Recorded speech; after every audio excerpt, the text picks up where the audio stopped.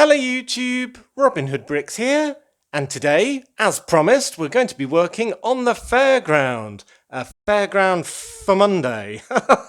Yep, it's been far too long, I think you'll agree, and just looking at what I've already done, I'm very impressed with it. So yeah, it should be a really good fun session. But before we get started, I do have a couple of subscriber amendments to show you. Well, the first suggested amendment was adding these wonderful new neon trans bright green pieces for the sort of smoke plumes into my toxic waste carrying cargo wagon, and I think it looks absolutely amazing.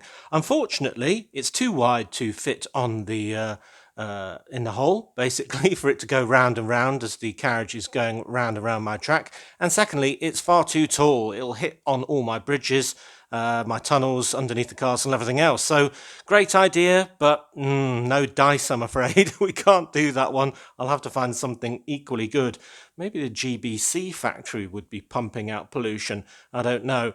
Anyway, the second one, which I have done, is on our wonderful super secret police spy balloon.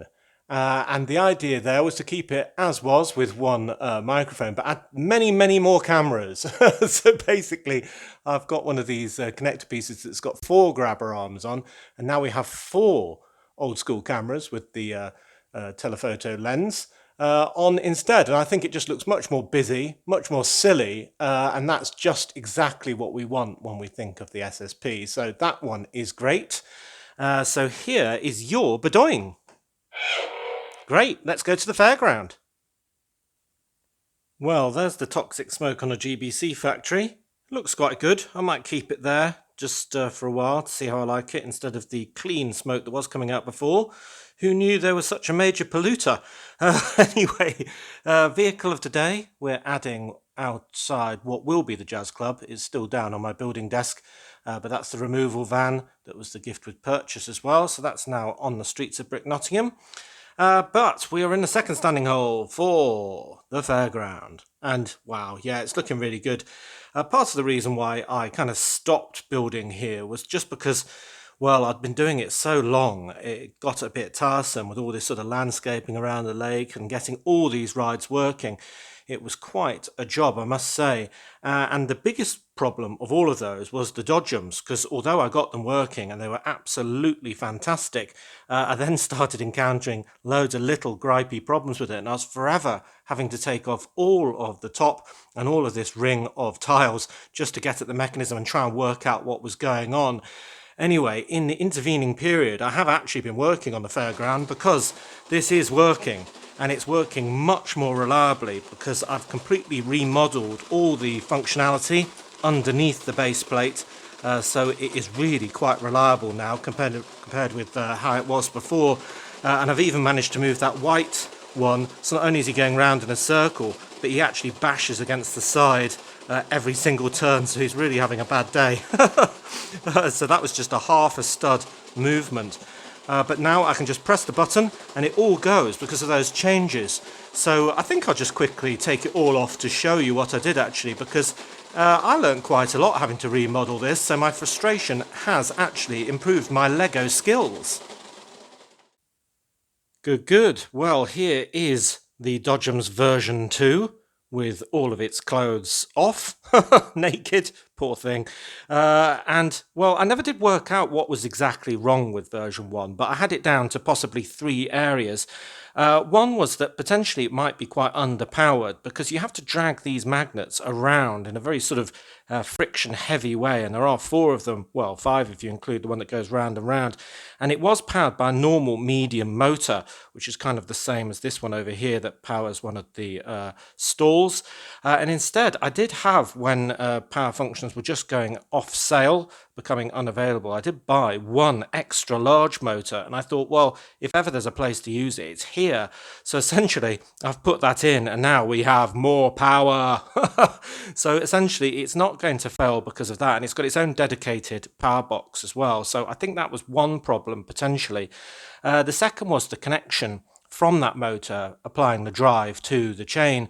Now I've got a relatively big beveled gear going onto a really big beveled gear, and they kind of have to push against each other and remain in really good contact, and all of these bricks around here are kind of bracing the two together, so essentially they aren't going to skip.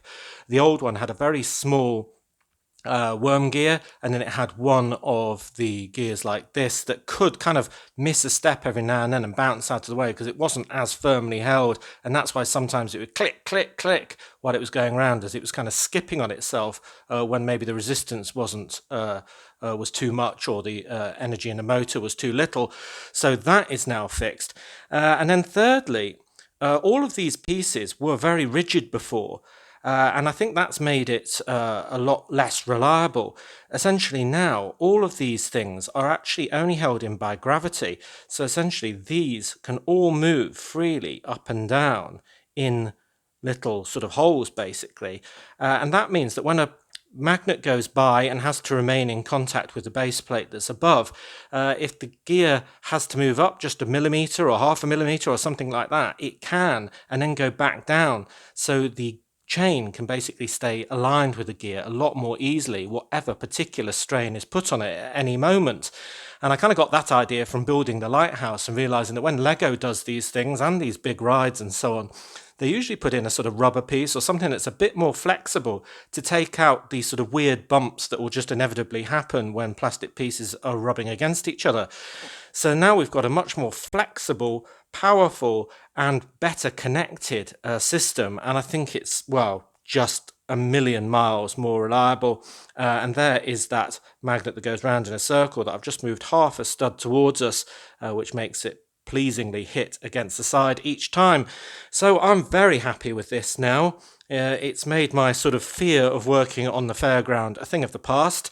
And, well, now we can conceal it up, hopefully, for the very last time. But I may as well show you it going around with its clothes off. Very nice, very smooth, and, well, still quite noisy. Right, well, I think the first overdue job that I can really get on with is over here, moving this temporary ticket office and all these people and so on to clear the area next to the porta potties, so I can put in our last ride, which is the Ninjago one over here, where we've got the two spinning ninjas hitting the carriages left, right. So that will be a really good thing to get in and get powered. I think I've got a power cable under there to link it to the battery box that powers these two. So that should be all right. So I need to do it about here. But one thing remains unsettled, and that's which way to have it. If I have it so basically the carriages that are shooting at the targets are shooting that way, then we'll be able to see the big screens, because we've got two screens. This is one of them on the back of these sort of little pagoda type buildings, and that'll be quite interesting, so at least we know what they're doing, but you know, we won't be able to see their faces or see the ninjas as well, so I think maybe it might be better if they're facing us and the screens are facing them, in which case this will just look like decor, but you'll be able to see it by craning your neck around the corner. I don't know which one's best, or maybe sideways on, and then we get a bit of both worlds, because then we can go that way or that way and look at it. So yeah, I'm going to have to play around with orientation, but one of the other ideas was that I wanted to conceal as much of this grey stuff on the side of the roller coaster as possible. So yeah, let's get playing with that. Okay, so I think we've actually got two position options for this. Obviously it'll be recessed with everything else, it's just perched on top at the moment, but this is number one, where we're looking at the front of the carriages, and I kind of like that because we can see their faces. We can't see the screens here, of course, but it does look quite good, and it does conceal a lot of what's behind it without being too close to the portaloos and so on. I think it will be even better when it's sort of lower down in line with the proper ground level. So yeah, that is option one, which I like a great deal. I've already tried it completely the other way around, where it's pointing that way, and it doesn't look good at all. It just doesn't work on every level. We've got these big things right at the front, and they're just too big and too ugly looking. So I think the only other option is side on. So I'm going to try that as option two, and you can see what you think and see if it agrees with what I decide. And this is the second option, side on, which looks kind of okay from this angle. I do like the fact that you can see at least one of the screens that they're shooting at as they go whizzing to and fro. But it doesn't really look very good from the main viewing angle, sort of over here. It's got the ugly sort of back side of it, and it has to be suitably far enough away from the roller coaster because of those screens that it really fills quite a large area and juts quite a long way into valuable real estate. Yeah, it's just not singing to me. So I think the choice is made for us, actually. I think it is option one, carriages facing us, that we're going to go for. So I'm going to start installing it. All right, so there is the mechanism transferred and in position. You can't just put these rides anywhere just because of the limited number and size of each of these plates. I mean, I've got 4x8s, I've got 6x12s, I've got 8x16s, but that's about it. So you really have to work out exactly where you can fit it so you can fill in all of the gaps perfectly. Like this gap here will be two 6x12s, and then it will fit into the usual sort of 8x16 or 16x16 pattern. So that is good. And the wire just reaches this kind of junction box, which is also powering the chair ride and the funny octopus ride on the middle Portaloo. So there we go. You probably can't see these things turning around, but they are, and they're turning the right way, so I don't have to play around with the gears in order to make them go the right way. Anyway, so yeah, so far so good. Now, I am slightly worried that because we've now got a battery box powering 3 motors rather than just one, that there'll be reduced power to each of them, and maybe when the swords go around and thwack the carriages, there won't be enough oomph to get them around the course. Oh, well, we'll only know when that's actually in position, but yeah, that's my worry at the moment. So anyway, I'm going to continue boxing this in now with all of these support bricks and so on, and then it'll be sealed underground, and hopefully will be a little less noisy as well. Cool. All right, all hidden. Starting to get excited now. That's the wonder of doing all of this work with the hidden cavity for all the wires and workings. Once it's all concealed, wow, you really wouldn't know, and it's just sort of powered as if by magic. So I love that. There are a couple of holes just from these Technic plates showing. I think those will be covered up by the track on each side. I'll just have to put some scenery on those to make sure that they don't look too obviously mechanical. But yeah, looking good. Let's get the rest of the ride on and then we can test it. Okay, so time to test this thing. Testing 1, 2, 3. So first of all, I need to get the motors going, and then this one does need starting off manually. But hey, it does have enough power. It is working. It's quite sort of noisy and thuddy, as is the nature of it. I mean, I don't think any real life ride operates by being struck from the side repeatedly. I mean, it'll give you terrible backache by the end of it, but yeah, it is a good fun motion. So this ride will need probably manually starting each time, because if I turn off the motor and it ends up in the middle position, then, well, it will need restarting again. And I imagine 1 in 1,000 hits will be, like it just did there, not strong enough, and it will actually peter out. But maybe that just shows it's the end of that particular person's ride. So I don't mind that so much. This one is inevitably going to be slightly less reliable than the ones that just go round and round and round. Oh, it's petered out again. Hopefully not too often. There we go. Let's test it a bit longer. Oh no, it's petered out. It might need a bit more strength. What do you think? Well, I just tried everything exactly the same, except for the track just moved one more stud this way, which is never how I've had it set up before. It just shows the fickleness of these rides. Essentially, it's been running for about 2 minutes now, and it hasn't faded once. So that just slight different sort of angle of strike each time is obviously a good cure. So yeah, I'm very happy with that. Yeah, 3 minutes and counting.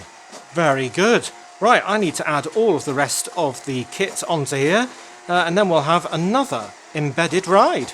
Sweet! Well, what another fun fairground scene that is. I just love this ride actually, partially because, well, it was quite a challenge to do from the base set. but also because I've really augmented it now with these spinning whirlpool ninjas, which are really fun parts to incorporate. We've got the screens in position. They're still on their plates, the light bluish grey plates, because they're at that angle. I don't think I'm going to be able to connect with all the pillars and everything to the base plates, those setups, but I have made the photo booth in the middle attached to the ground, and I think that looks good. And we've got the Ninjago character Scales, who is this sort of snake fellow, helping to sell the photographs of people as they go around. And Scales is on one of the screens on that one, and the other screen has the kind of bony people on, whoever they are, and hopefully I can get one of those to help out on the other side of the booth. So yeah, that shouldn't be too hard. And then we've got Master Wu in the middle. So yeah, it's really filled that area very nicely, and it's definitely distracting from that horrible grey area behind it. I think it could probably do with a bit more hiding, to be honest. We could put some Fairground posters up or something like that. But yeah, looking good. So all three of these are powered from the same box now, the chair ride and the funny octopus ride, which is making that scraping noise, and this one, which is making the bang bang noise. Yeah, very, very noisy indeed, this park. But now you can start to see where I'm going to have to do this path that will link that section over there, kind of winding between these three towards the rest of them. And I'm going to do all of the path in some dark tan plates and wedge plates and so on, which will represent either kind of a sawdust path or maybe one just worn into the grass. But it will be 3D from the grass, so yeah, it's probably something on top of it. But yeah, it's very reliable now, I think you'll agree. I don't even have to worry about it. So that means that I'll still have lots of energy and enthusiasm for the fairground when we want to go at it again, probably next week, I think. Yeah, because I'm thinking that's enough work for today. I'm very tired. But yeah, the fact that that's working, this is working, let's put that on as well, is so good. It's really filling me with enthusiasm again. Should we get them all on? Come on then, there we go, there's some roller coasters, there's that section over there, we need this one for the carousel, and we need this one for everything over there, and it is ridiculously noisy, but everything is going, it's absolute mayhem. Ah! Very nice though, very happy with that.